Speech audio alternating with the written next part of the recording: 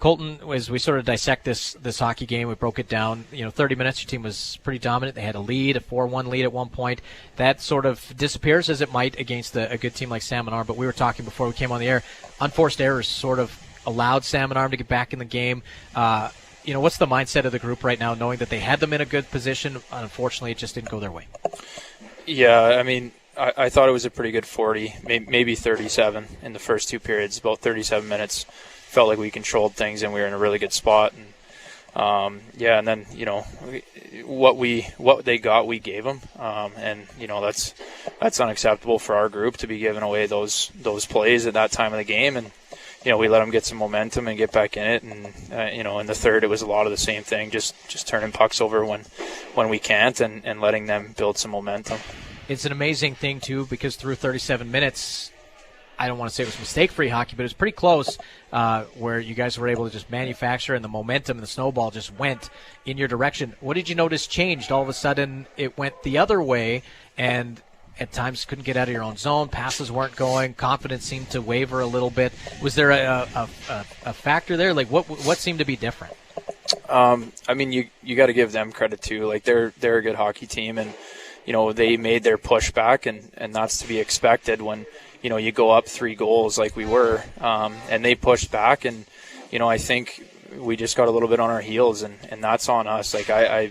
Like I said, we gave them what they got. So it's about, when that team makes a push, it's about shutting them down, going back to our game, and not allowing them any momentum to get back in it. And tonight, unfortunately, we did. We allowed them to get back in it, and then you get a call in overtime there, and you're shorthanded, and then it's you lose that point. So what does this do as a learning lesson? Again, the old cliche at this level is, well, on every level, you got to play a full 60 minutes. Mm-hmm. The team, again, for the fourth time this year, has been right there.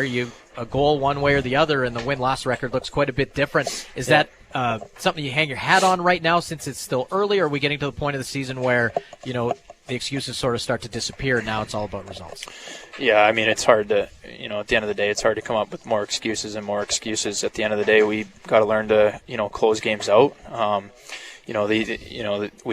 We got enough, older guys and guys that have been here that know, that it's hard. It's hard to win in this league, and it's hard to close games out.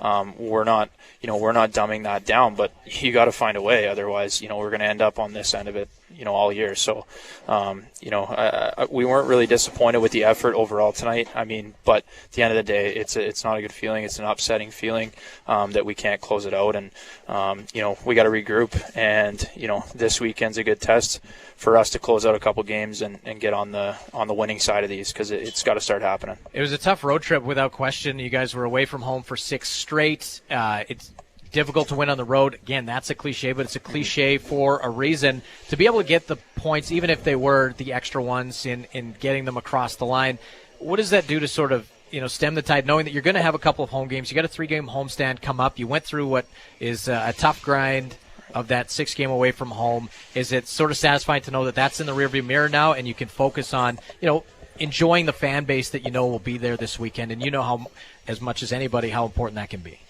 Yeah, for sure.